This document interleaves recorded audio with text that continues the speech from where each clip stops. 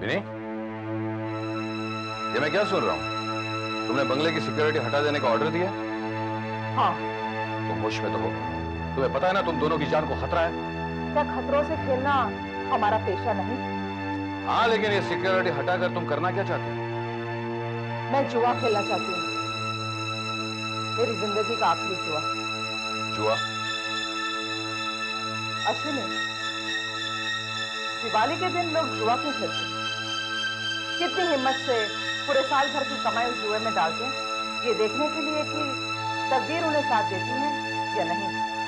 ठीक इसी तरह मैं भी अपनी जिंदगी का आखिरी जुआ खेल रही हूँ। देखना चाहती हूँ कि तकदीर मुझे कितना साथ देती है, देती है या फिर नहीं। Now listen to me, विनी, इस जुए में तुम लोगों को हम लोग विदाउट सिक्योरिटी नहीं छोड़ सकते। शेर का शिकार करना हो तो बकरी को खूंटे से बांधकर उसे अकेला छोड़ देते हैं। ठीक उसी तरह मुझे भी अकेला छोड़ दो। विनी, दिस इज सुसाइड। असली हाईकमान को पकड़ने के लिए तुम्हारी या जयरत की हम कुर्बानी नहीं दे सकते। अश्विनी, मेरी कुर्बानी से अगर देश के गद्दार पकड़े जाते हैं, अगर देश का भला होता हो, then I'll be proud of myself. मैं समझूंगी कि मैंने अपना फर्ज पूरी जिम्मेदारी से निभाया। बाकी रही जय की बात, अब जय से उनको कोई खतरा नहीं। He really doesn't exist for them. विनी, तुम्हें क्या लगता है तुम्हारी कुर्बानी से हमें असली हाईकमान मिल जाएगा? मिल जाएगा नहीं, सामने आ जाएगा मेरा शिकार करने। लेट्स होप विनी, तुम जो कुछ भी कर रही हो वो सोच समझ कर रही हो।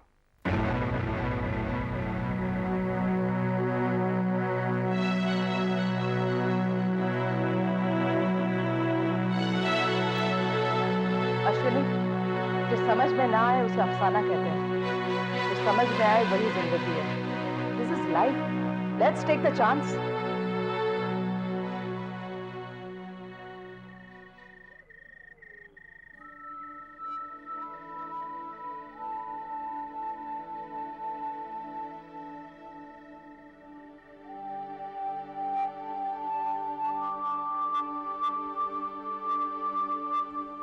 जय, महसूस करो इस पुर्जे को।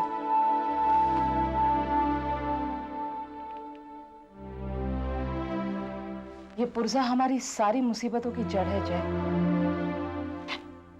ना अरुण ये पुर्जा इस घर में लाता, ना उसकी हत्या होती, ना जाकी अगवा होता, ना तुम्हें कोई निशाना बनाता।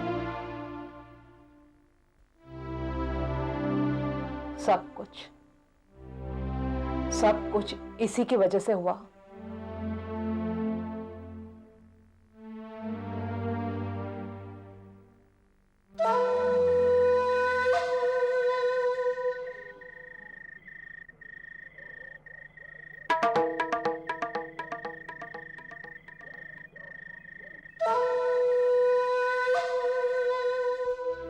जय,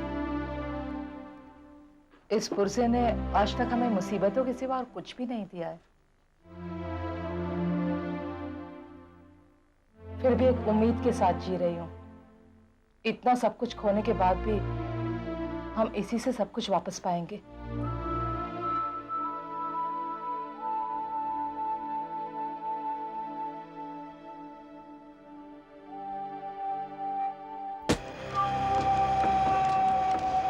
लाइट चली गई। जब मैं कैंडल लेके आती हूँ अभी।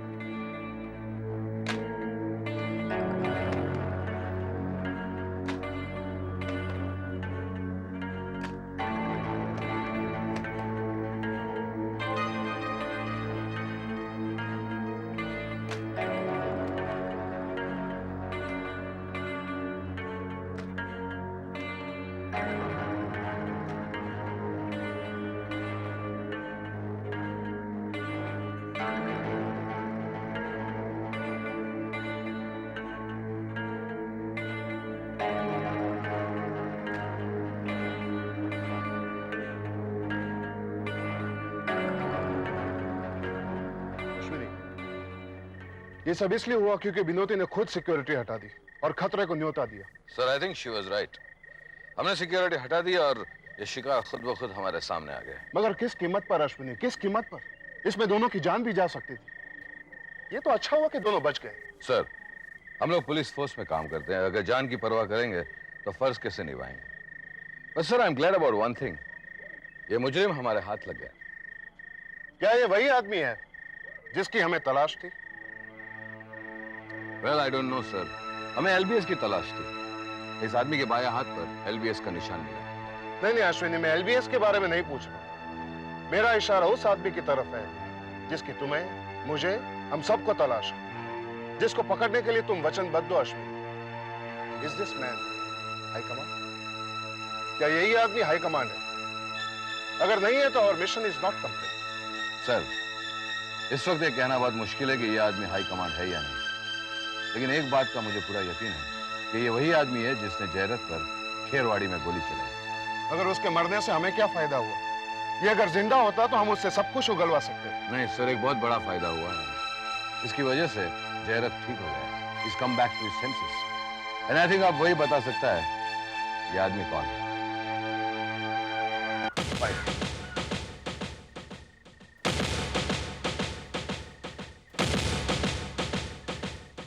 नहीं, मैं नहीं जानता कि वो कौन है। डीसीपी साहब, क्या आप ये कहना चाहते कि आप उस आदमी को नहीं जानते? नहीं पहचानता। क्या उसका नाम बाबू गोटी था? मुझे नहीं मालूम। क्या आप सच कह रहे हैं? नहीं, मेरे कहने का मतलब यह है कि क्या कोई जाति दुश्मनी थी जिसकी वजह से इस आदमी ने आप पर 2 बार हमला किया? 2 बार नहीं, 3 बार। 3 बार? कहां और कैसे? इन्वेस्टिगेटिव जर्नलिस्ट आप है, आइंदा होमवर्क करके आइएगा। डीसीपी जयरत, क्या आपको यह नहीं लग रहा कि जिस आदमी ने आपकी जान लेने की कोशिश की वो खुद की जान खोकर आपको एक नई जिंदगी देकर गया? नहीं, वो महज एक कॉन्ट्रैक्ट किलर है जो एलबीएस लिटिल ब्लैक स्टार एक आतंकवादी गिरोह है जिसके लिए काम करता था। डीसीपी जयरत, लेकिन क्या इसी ग्रुप के दूसरे मेंबर्स ने पुलिस के साथ मिलकर एक देशद्रोही अमित सिंघानिया को फरार नहीं किया? Excuse me, Mr. Journalist. आप बिला वजह पुलिस डिपार्टमेंट पर इल्जाम लगा रहे हैं। आपके पास क्या प्रूफ है कि हम लोग उनके साथ मिले हुए? I think you should give us an apology. I am really very sorry sir, but I think I should rephrase that question again. तो क्या हम सब आपसे ये पूछ सकते हैं कि एलबीएस के मेंबर्स और अंडरग्राउंड में रहने वाले अमित पंडित, सुखीराम, ये सब अमित सिंघानिया को छुड़वाने में इकट्ठे कैसे हुए? लेट मी टेल यू, ये सब पंछी एक डाल के, और चोर के साथ चोर नहीं दिखेगा तो क्या मोर दिखेगा? लेकिन अमित सिंघानिया को जिस रास्ते से लेकर जा रहे थे, उस प्लानिंग का पता उन्हें कैसे चला? We are investigating it. जैसे पता चलेगा मुजरिम आप लोगों के सामने आ जाएगा। लेकिन यह इंफॉर्मेशन पुलिस डिपार्टमेंट से लीक कैसे हुई कि अमित सिंघानिया को किस रास्ते से लेकर जा रहे हैं? हमने कहा ना, we are investigating this case. In fact हमें खुद ताज्जुब हो रहा है, लेकिन जो कोई भी आदमी हो, हम यकीन देते हैं कि वो ज्यादा देर तक हमारी आंखों में धूल नहीं झोंक सकेगा। तो क्या आज पुलिस इतनी मजबूर हो चुकी है? He is underworld ruling the country. Now this is enough, I said.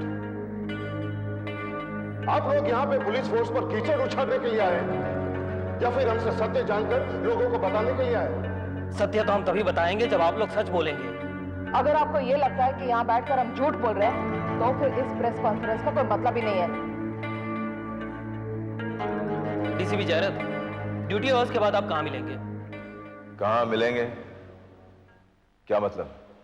मतलब ये कि हर कोई जानता है कि ड्यूटी आवर्स के बाद भी आप अपने घर पे नहीं बल्कि पुलिस स्टेशन में ही रहते हैं। You're right.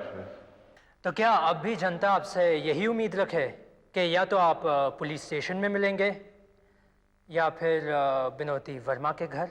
What nonsense!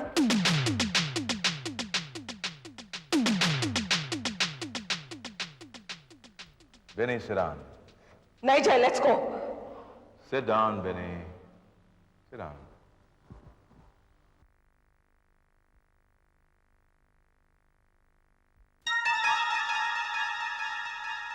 आपने जो सवाल किया है वो जरा यहां आकर पूछिए।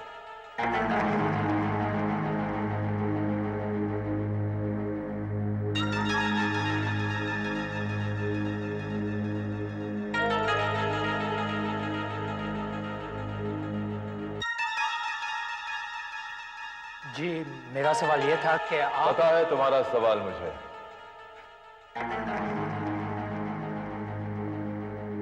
मेरा जवाब है learn to respect the officer of the law. जो लोग अपनी जान पर खेल के तुम्हारी और तुम्हारे परिवार की हिफाजत करते हैं उनकी इज्जत करना सीखो। I'm sorry, gentlemen. इनका सवाल जाती था, बहुत पर्सनल था सवाल इनका। इस इन्वेस्टिगेशन या कानून से कोई मतलब नहीं था इसका।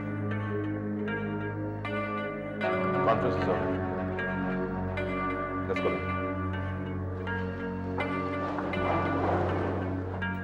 Idiots. बेवकूफ। उस बाबू गोटी को डीसीपी जैरत पर हमला करने की क्या जरूरत थी? ना ही वो हमला करता, ना ही डीसीपी जैरत होश में आता। लेकिन हाई कमांड, हालात ऐसे पैदा हो गए हैं कि डीसीपी जैरत जख्मी शेर की तरह हमें ढूंढेगा। उसके दहाड़ने की आवाज कभी भी हमारे कानों तक पहुंच सकती है। उसकी निगाह से बचने के लिए मैंने इंतजाम कर लिया है। सारे हवाई अड्डे और हाईवेज को छोड़ दो, क्योंकि पुलिस वहां मक्खियों की तरफ भिन भिन आ रही होगी। लेकिन सर, ऐसी हालात में हम निकलेंगे कैसे? अपने प्राइवेट हेलीकॉप्टर से? नो, एक ही रास्ता है, वो है पानी का रास्ता। इस महीने की 5 तारीख को हमारा जहाज जल्लबीसा किनारे आएगा। All families on board. सारी चीजें निपटाना शुरू करो और इस फ्लैट को बिल्डिंग सेक्रेटरी माथुर के नाम ट्रांसफर करो, क्योंकि जब तक हम यहाँ थे उससे हमारी बहुत सेवा की है। Start winding up all belongings. या कोई सबूत पुलिस के हाथों नहीं लगना चाहिए। सर, मैं समझता हूं कि डीसीपी जैरत की ड्यूटी ज्वाइन करने से पहले ये काम हमें कर देना चाहिए। सिंघानिया, तुम किस दुनिया में रह रहे हो? डीसीपी जैरत कल अपनी ड्यूटी रिज्यूम कर रहा है।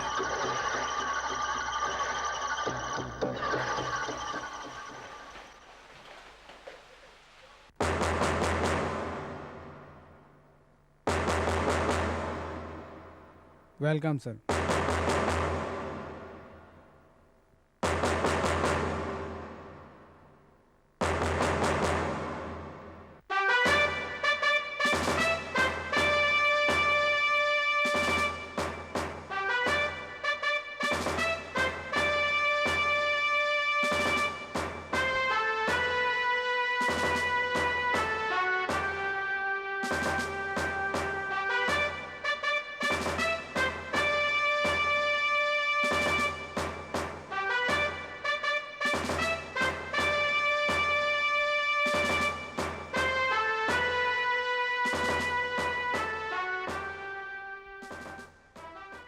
सर, हम लोगों ने आपकी लंबी जिंदगी के लिए दुआ मांगी है। ऐसी दुआएं मत किया करो चौधरी। जिंदगी बड़ी होनी चाहिए, लंबी नहीं।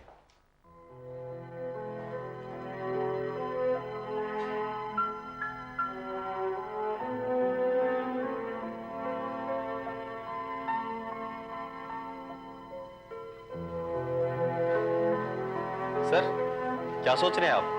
देख रहा हूं कि कुछ भी नहीं बदला चौधरी, सब कुछ वैसा कि वैसा ही। Everything is as normal as ever. Thank god for that. आपके लिए खतरा और बढ़ गया है सर। डीआईजी साहब ने आपके लिए ऑर्डर भेजा है। ऑर्डर्स मेरे लिए? आते ही ऑर्डर्स? पढ़ो यार। सर, उन्होंने लिखा है कि आज के बाद आप बुलेट प्रूफ जैकेट में रहेंगे। Bullet proof jacket? चौधरी, जब से जाना है कि मरने का नाम ही जिंदगी है, तब से जिंदगी की चाहत और मरने का खौफ निकल गया है। मैं बुलेट प्रूफ जैकेट कभी नहीं पहनूंगा। सर, ये सारी पेंडिंग फाइल्स हैं और आपकी गैर मौजूदगी में यहाँ का क्राइम रेट बढ़ा है। एक काम करो, मेरे घर भेज दो, मैं पढ़ लूंगा। लेकिन सर, ये फाइल्स पहुंचाऊं कहाँ? आपके घर या बिन्नी मैडम के घर?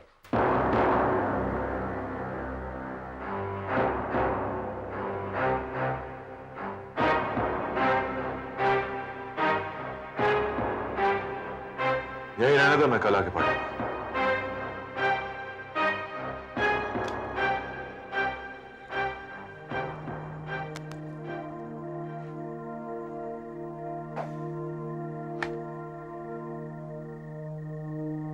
क्या कर रहे हो जय?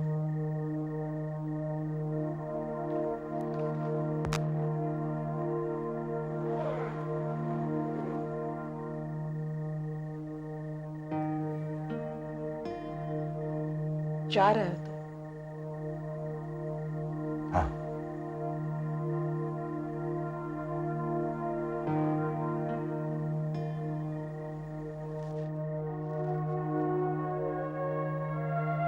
कहाँ? अपने घर। अपने घर? अभी? हाँ भी नहीं, अगर अभी नहीं गया तो शायद फिर कभी नहीं जा पाऊंगा। देखो भी नहीं,